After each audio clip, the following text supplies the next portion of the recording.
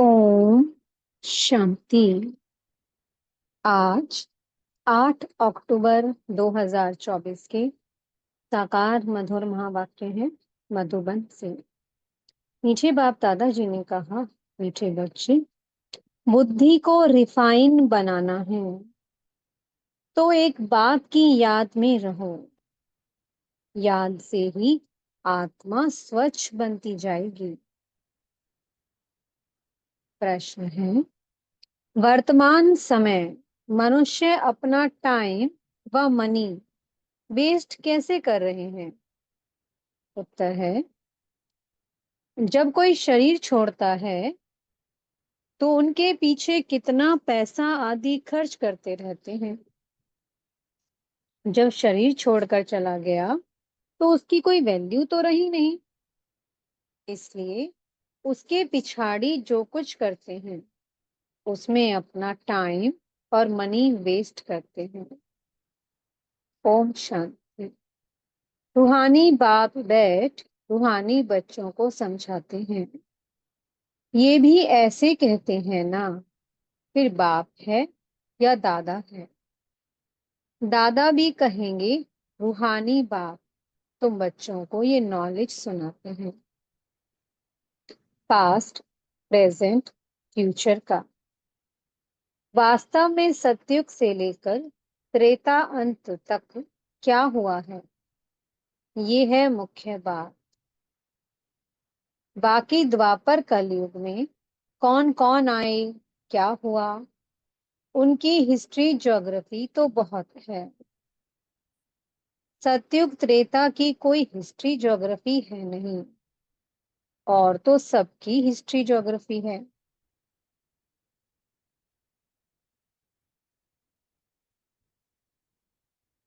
बाकी देवी देवताओं को लाखों वर्ष पहले ले गए हैं। ये है बेहद की बेसमझी।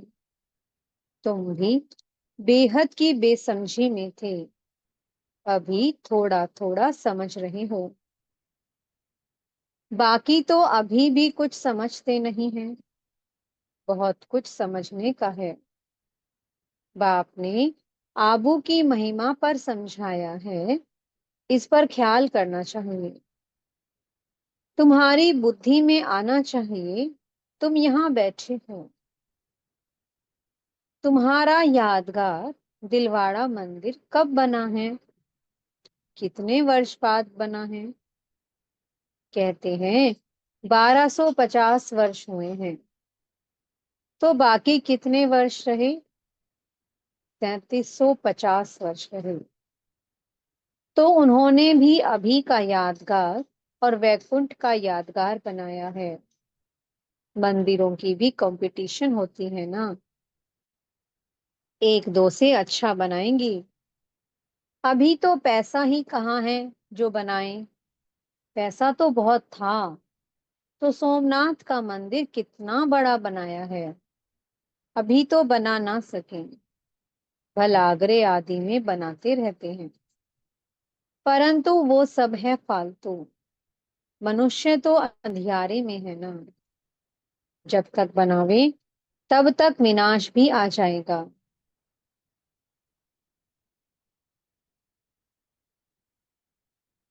ये बातें कोई भी नहीं जानते हैं, तोड़ते और बनाते रहते हैं। पैसे मुफ्त में आते रहते हैं, सब वेस्ट होता रहता है।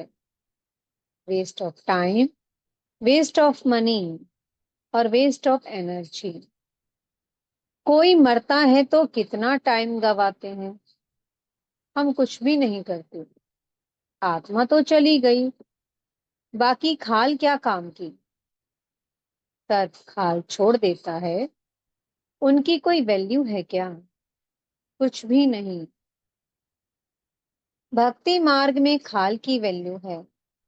जड़ चित्र की कितनी पूजा करते हैं, परंतु ये कब आए, कैसे आए, कुछ भी पता नहीं है।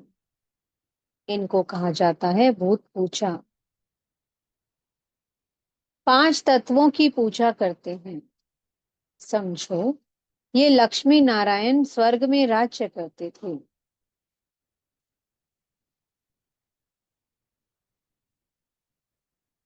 अच्छा, 150 वर्ष आयु पूरी हुई, शरीर छोड़ दिया, बस। शरीर तो कोई काम का ना रहा, उनकी वहां क्या वैल्यू होगी। आत्मा चली गई, शरीर चंडाल के हाथ दे दिया, वह रस्म रिवाज अनुसार जला देंगे। ऐसे नहीं कि उनकी मिट्टी लेकर उड़ाएंगे नाम करने के लिए, कुछ भी नहीं। यहाँ तो कितना करते हैं, ब्राह्मण खिलाते हैं, ये करते हैं। वहां ये कुछ होता नहीं। खाल तो कोई काम की नहीं रहे, खाल को जला देते हैं, बाकी चित्र रहते हैं। सो भी एक्यूरेट चित्र मिल ना सके। ये आदि देव की पत्थर की मूर्ति एक्यूरेट थोड़ी है। पूजा जब शुरू की है तब के पत्थर की है। असुल जो था वह तो जलकर खत्म हो गया ना। फिर भक्ति मार्ग में ये निकला है। इन बातों पर भी सोच तो चलता है ना। आबू की महिमा को अच्छी रीति सिद्ध करना है। तुम भी यहाँ बैठे हो, यहाँ ही बाप सारे विश्व को नरक से स्वर्ग बना रहे हैं। तो यही सबसे ऊंचते ऊंच तीर्थ ठहरा।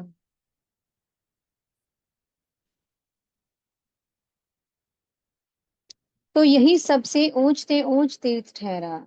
अभी इतनी भावना नहीं है, सिर्फ एक शिव में भावना है।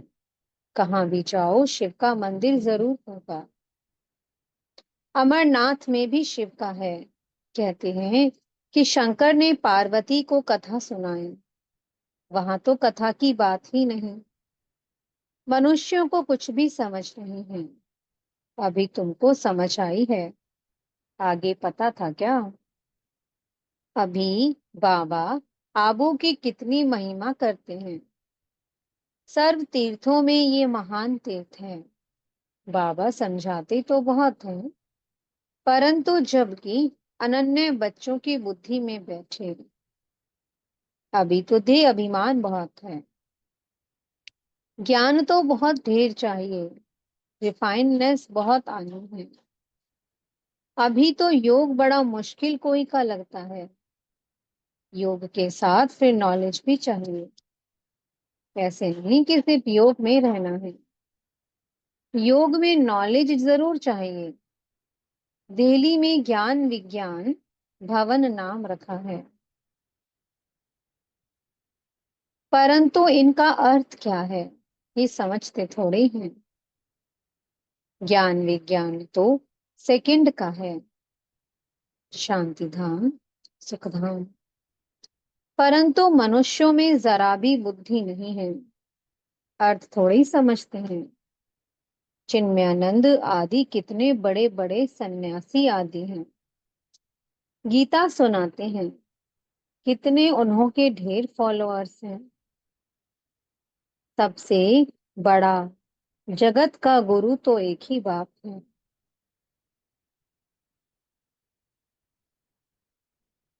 बाप और टीचर से बड़ा गुरु होता है। स्त्री कभी दूसरा पति नहीं करेगी, तो गुरु भी दूसरा नहीं करना चाहिए।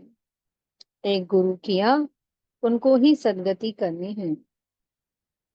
फिर और गुरु क्यों, सदगुरु तो एक ही बेहद का बाप है, सबकी सदगति करने वाला है।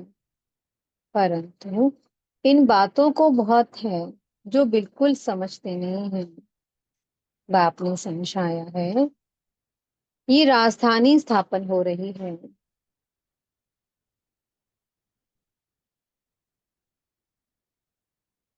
तो नंबरवार होंगे ना, कोई तो रिंचक भी समझ नहीं सकते। ड्रामा में पार्ट ऐसा है। टीचर तो समझ सकते हैं, जिस शरीर द्वारा समझाते हैं उनको भी तो मालूम पड़ता होगा। ये तो गुड़ जाने गुड़ की गोथरी जाने। गुड़ शिव बाबा को कहा जाता है, वह सबकी अवस्था को जानते हैं, हर एक की पढ़ाई से समझ सकते हैं कौन कैसे पढ़ते हैं। कितनी सर्विस करते हैं, कितना बाबा की सर्विस में जीवन सफल करते हैं।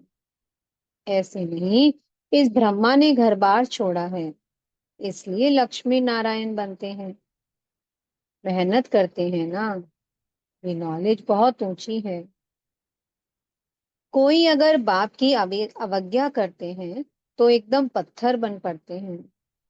बाबा ने समझाया था, ये इंद्र सभा है, शिव बाबा ज्ञान वर्षा करते हैं। उनकी अवज्ञा की तो शास्त्रों में लिखा हुआ है, पत्थर बुद्धि हो गए। इसलिए बाबा सबको लिखते रहते हैं, साथ में संभाल से कोई को ले आओ। ऐसे नहीं विकारी पवित्र यहाँ आकर बैठे, नहीं तो फिर ले आने वाली ब्राह्मणी पर दोष पड़ जाता है। ऐसे कोई को ले नहीं आना है, बड़ी रिस्पॉन्सिबिलिटी है। बहुत ऊंच से ऊंच बाप है, तुमको विश्व की बादशाही देते हैं, तो उनका कितना रिगार्ड रखना चाहिए। बहुतों को मित्र संबंधी आदि याद पड़ते हैं, बाप की याद है नहीं। अंदर ही गुटखा खाते रहते हैं। बाप समझाते हैं, ये है आसुरी दुनिया, अभी दैवीय दुनिया बनती है। हमारी एम ऑब्जेक्ट ये है, ये लक्ष्मी नारायण बनना है। जो भी चित्र हैं, सबकी बायोग्राफी को तुम जानते हो। मनुष्यों को समझाने के लिए कितनी मेहनत की जाती है, तुम भी समझते होंगे। ये कुछ अच्छा बुद्धिमान है। ये तो कुछ नहीं समझते हैं। तुम बच्चों में जिसने जितना ज्ञान उठाया है, उस अनुसार ही सर्विस कर रहे हैं। मुख्य बात है ही गीता के भगवान के, सूर्यवंशी देवी देवताओं का ये एक ही शास्त्र है, अलग अलग नहीं है। ब्राह्मणों का भी अलग नहीं है। ये बड़ी समझने की बातें हैं।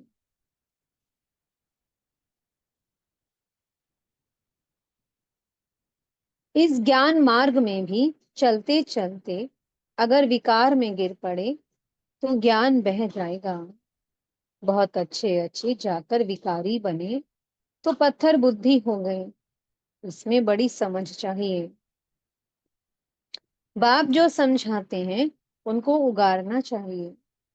यहाँ तो तुमको बहुत सहज है। कोई लौकिक कार्य व्यवहार हंगामा आदि नहीं। बाहर में रहने से धंधे आदि की कितनी चिंता रहती है।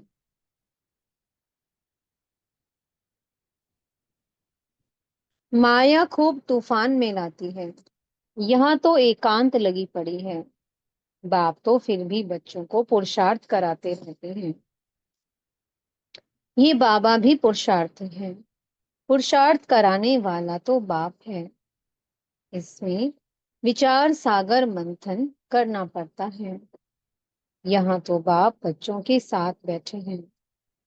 जो पूरी अंगुली देते हैं उनको ही सर्विसेबल कहेंगे। बाकी गुटखा खाने वाले तो नुकसान करते हैं और भी डिससर्विस करते हैं, विघ्न डालते हैं। ये तो जानते हो, महाराजा महारानी बनेंगे तो उन्हों के दास दासियां भी चाहिए। वह भी यहाँ के ही आएंगे। सारा मदार पढ़ाई पर है। इस शरीर को भी खुशी से छोड़ना है, दुख की बात नहीं। पुरुषार्थ के लिए टाइम तो मिला हुआ है। ज्ञान सेकंड का है। बुद्धि में है कि शिव बाबा से वर्षा मिलता है। थोड़ा भी ज्ञान सुना, शिव बाबा को याद किया तो भी आ सकते हैं।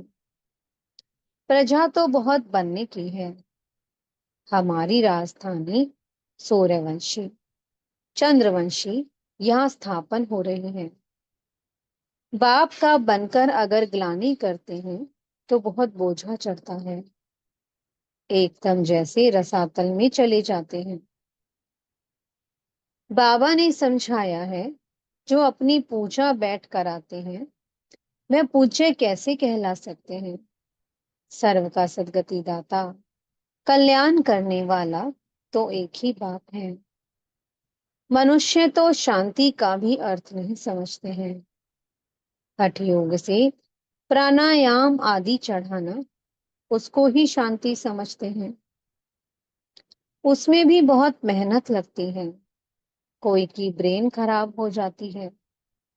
प्राप्ति कुछ भी नहीं, वो है अल्पकाल की शांति। जैसे सुख को अल्पकाल काग विष्ठा समान कहते हैं, वैसे वह शांति भी काग विष्ठा के समान है। वो है ही अल्पकाल के लिए। बाप तो 21 जन्मों के लिए तुमको सुख शांति दोनों देते हैं। कोई तो शांति धाम में पिछाड़ी तक रहते होंगे। जिनका पाठ है वह इतना सुख थोड़े देख सकेंगे। वहां भी नंबरवार मर्तबे तो होंगे ना। भल दास दासियां होंगे, परंतु अंदर थोड़ी घुस सकेंगे। श्री कृष्ण को भी देख ना सके। सबके अलग अलग महल होंगे ना। कोई टाइम होगा देखने का। जैसे देखो, पोप आता है तो उनके दर्शन के लिए कितने लोग जाते हैं। ऐसे बहुत निकलेंगे जिनका बहुत प्रभाव होगा। लाखों मनुष्य जाएंगे दर्शन करने के लिए। यहाँ शिव बाबा का दर्शन कैसे होगा, ये तो समझने की बात है। अब दुनिया को कैसे पता पड़े कि ये सबसे ऊंच तीर्थ है।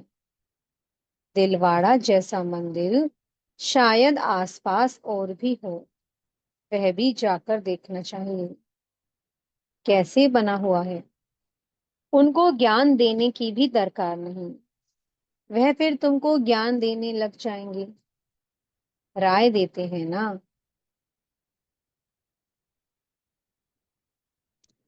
ये करना चाहिए, ये करना चाहिए। यह तो जानते नहीं कि इनको पढ़ाने वाला कौन है। एक एक को समझाने में मेहनत लगती है। उन पर कहानियां भी हैं। कहते थे, शेर आया, शेर आया। तुम भी कहते हो मौत आया कि आया, तो वह विश्वास नहीं करते हैं। समझते हैं अभी तो 40,000 वर्ष पड़े हैं, मौत कहाँ से आएगा। परंतु मौत आना तो जरूर है। सबको ले जाएंगे। वहां कोई भी किचड़ा होता नहीं। यहाँ की गौ और वहां की गौ में भी कितना फर्क है। श्री कृष्ण थोड़ी गौएं चराता था। उन्हों के पास तो दूध हेलीकॉप्टर में आता होगा। वह कीचड़ पट्टी दूर रहती होगी। सामने घर में थोड़े किचड़ा रहेगा। वहां तो अपरम अपार सुख है, जिसके लिए पूरा पुरुषार्थ करना है। कितने अच्छे अच्छे बच्चे सेंटर से आते हैं। बाबा देखकर कितना खुश होते हैं। नंबरवार पुरुषार्थ अनुसार फूल निकलते हैं। फूल जो हैं वह अपने को भी फूल समझते हैं। दिल्ली में भी बच्चे कितनी सर्विस करते हैं, रात दिन। ज्ञान भी कितना ऊंच है। आगे तो कुछ नहीं जानते थे, अब कितनी मेहनत करनी पड़ती है। बाबा के पास तो सब समाचार आते हैं।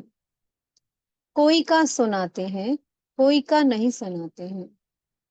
क्योंकि ट्रेटर भी बहुत होते हैं। बहुत फर्स्ट क्लास भी ट्रेटर बन पड़ते हैं। थर्ड क्लास भी ट्रेटर हैं। थोड़ा ज्ञान मिला तो समझते हैं कि हम शिव बाबा के भी बाबा बन गए। पहचान तो है नहीं कि कौन नॉलेज देते हैं। अच्छा, मीठे मीठे से केला थे बच्चों प्रति माता पिता बाप दादा का याद प्यार और गुड मॉर्निंग। रूहानी बाप की रूहानी बच्चों को नमस्ते। हम रूहानी बच्चों की मीठे रूहानी बाप दादा जी को बहुत बहुत याद प्यार, गुड मॉर्निंग और नमस्ते। धारणा के लिए मुख्य सार है। पहला पॉइंट, विश्व की बादशाही देने वाले बाप का बहुत बहुत रिगार्ड रखना है। बाप की सर्विस में अपनी जीवन सफल करनी है। पढ़ाई पर पूरा पूरा ध्यान देना है। दूसरा पॉइंट है, बाप से जो ज्ञान मिलता है उस पर विचार सागर मंथन करना है। कभी भी विघ्न रूप नहीं बनना है। डिस सर्विस नहीं करनी है। अहंकार में नहीं आना है। मीठे सतगुरु जी वरदान दे रहे हैं। चारों ही सब्जेक्ट में बाप के दिल पसंद मार्क्स लेने वाले दिल तख्त नशीन भव। जो बच्चे चारों ही सब्जेक्ट में अच्छे मार्क्स लेते हैं, आदि से अंत तक अच्छे नंबर से पास होते हैं, उन्हें ही पास विद ऑनर कहा जाता है।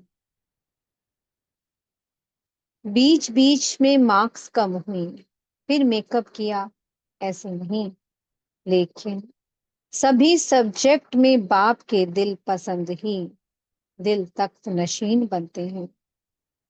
साथ साथ ब्राह्मण संसार में सर्व के प्यारे, सर्व के सहयोगी, सर्व का सम्मान प्राप्त करने वाले दिल तख्त नशीन सो राज्य तख्त नशीन बनते हैं। स्लोगन है, दिलरुबा वह है जिसके दिल में सदा यही अनहद गीत बजता रहे कि मैं बाप की, बाप मेरा।